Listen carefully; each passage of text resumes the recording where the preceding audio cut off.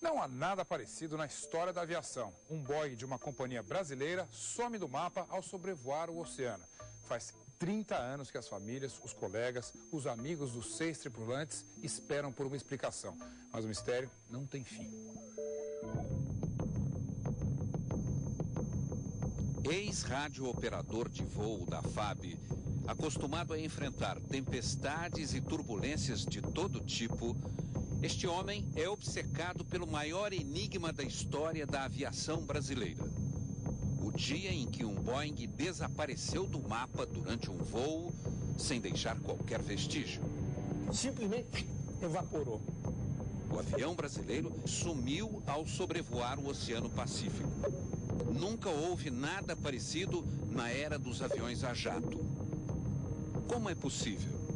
Basta que ele tenha caído com peças, com fragmentos, ou muito íntegro, ou com fragmentos muito grandes, e que você tenha uma área com grande profundidade e com relevo submarino muito acidentado. Então o avião vai cair, vai sofrer a deformação no afundamento e vai se alojar em algum vale e a gente nunca mais vai saber dele.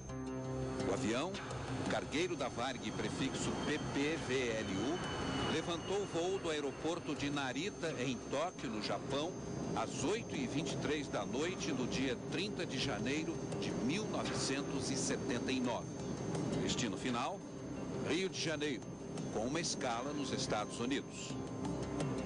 22 minutos depois de decolar, o comandante fez o primeiro contato com a torre de controle.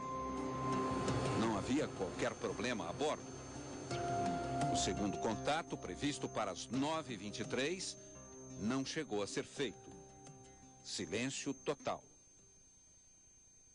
As famílias dos 6 tripulantes esperam até hoje por uma notícia conclusiva. É duro, né? Você perder um parente assim, num acidente como aquele e não ter vestígio nenhum. E eu notei isso agora, como isso ainda está cravado em nós. O comandante era um piloto experiente. Aos 54 anos, Gilberto Araújo da Silva já tinha 23 mil horas de voo. Que era um dos maiores pilotos que a Varig tinha. O comandante Gilberto ficou famoso porque, ao lado do segundo comandante Antônio Fusimoto, tinha evitado um desastre ainda maior na queda de um avião da Varig em Paris em julho de 1973. Se não fosse a perícia da dupla, o avião poderia ter caído sobre casas nos arredores de Paris. De volta ao Brasil, depois de escapar por milagre do desastre em Paris, o comandante Gilberto fez uma confidência ao amigo Oswaldo. Quando ele voltou, ele me chamou só para me explicar. Ele não quis que ninguém mais soubesse. O comandante disse que os arranhões que apareceram nas lentes dos óculos que usava a bordo do avião que caiu em Paris pareciam formar um número. O ex-radiooperador, que na época era delegado da Polícia Civil de São Paulo, pediu então que o Departamento de Criminalística fizesse uma ampliação dos arranhões da lente. Eis o resultado. Parece o número 7. O 7 apareceu na vida dele e ele ficou impressionadíssimo. Mas, Oswaldo, eu não entendo. Que 7? Por que 7? Religioso, o radiooperador disse ao comandante que o número 7 estava no Gênesis e no Apocalipse, o primeiro e o último livro da Bíblia. Então eu falei, a Bíblia fala o seguinte, li Gênesis para ele. Deus descansou no 7º dia. Agora veja o que diz o Apocalipse. Vi no meio do trono um cordeiro como que tinha sido morto. Ele tinha 7 chifres, bem como 7 olhos, que são 7 Espíritos de Deus enviados a toda a terra. O ciclo de coincidências com o número 7 se fechou. O mesmo comandante que escapara da morte em Paris embarcou tempos depois no Boeing 707, que desapareceu no Japão. Então o 7 está implícito em todo esse acontecimento. Uma coincidência que pode ser uma mensagem de Deus para ele, né? O que é que o senhor acha de mais estranho no sumiço desse Boeing? Olha, o que eu acho mais estranho é que o Gilberto era um piloto experiente. Ele teria feito contato, né?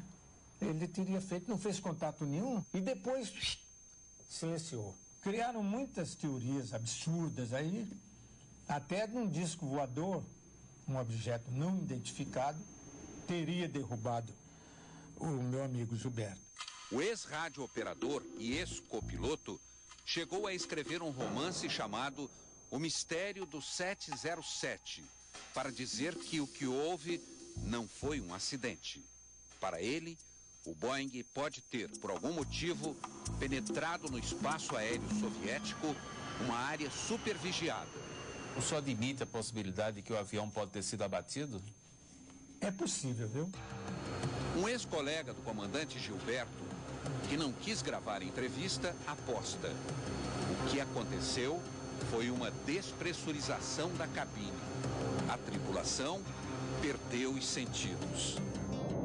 O avião teria voado no piloto automático até cair em alto mar, em um ponto que jamais foi localizado. A investigação interna da Varig sobre o sumiço do Boeing não conseguiu resolver o enigma.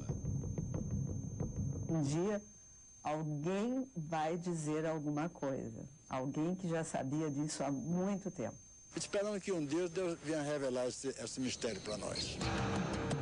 É provável que jamais se saiba o que aconteceu naquela noite sobre o mar.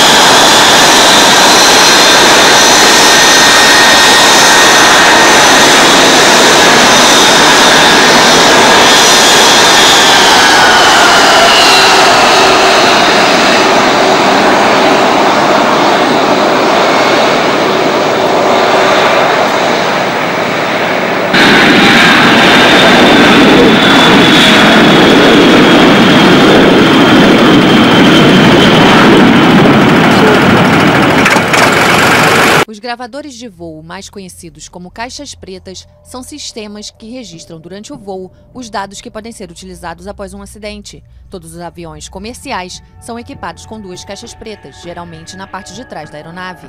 O CVR é um gravador que memoriza as conversas, sons e anúncios da cabine dos pilotos. O FDR é um gravador de parâmetros, que guarda até 700 parâmetros por segundo, como altitude, velocidade, temperatura e trajetória. A duração total dos registros é de 2 horas para o CVR e de 25 horas para o FDR. As caixas pretas foram projetadas para proteger todos os dados em caso de queda, incêndio ou afundamento até 6.000 metros de profundidade. Cada uma é equipada com uma boia para ajudar as buscas no mar. Ela transmite um sinal que se propaga na água sob a forma de um impulso por segundo por pelo menos 30 dias.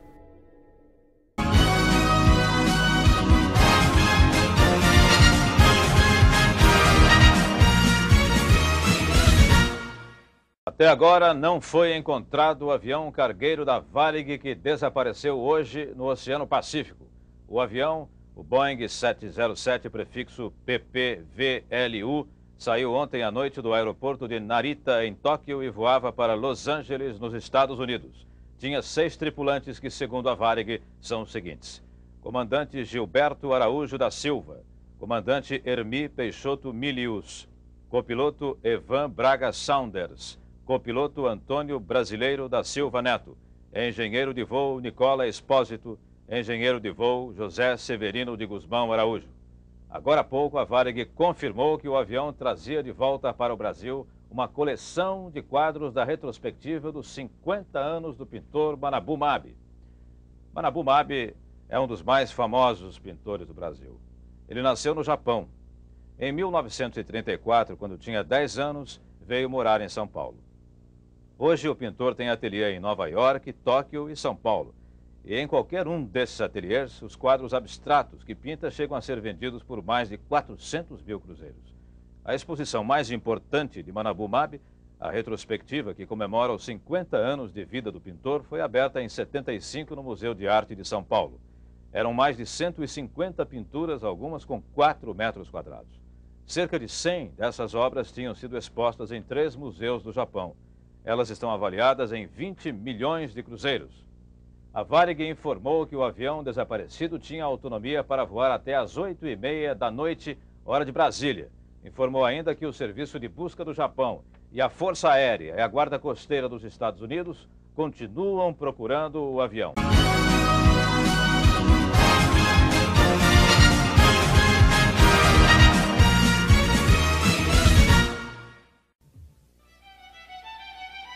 Para que seu voo pela Varig seja a opção mais tranquila, a Varig investe milhões de dólares por ano em mais de 900 cursos de treinamento.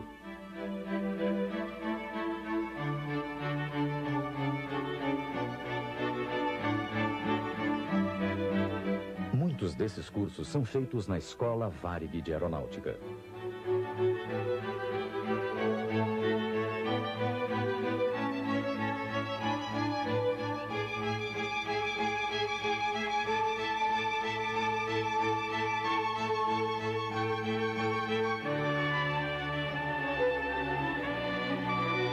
Fundada em 1952, ela é a primeira e única no Brasil, na América Latina e uma das melhores do mundo.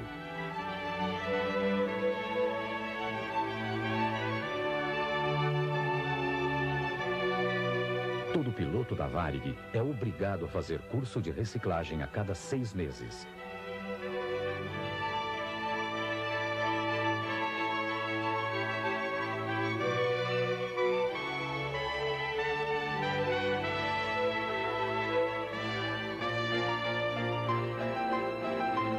A Varig possui 9 moderníssimos simuladores de voo.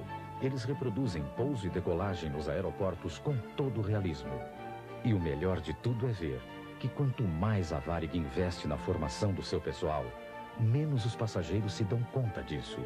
Pense bem, não é melhor você ir de Varig?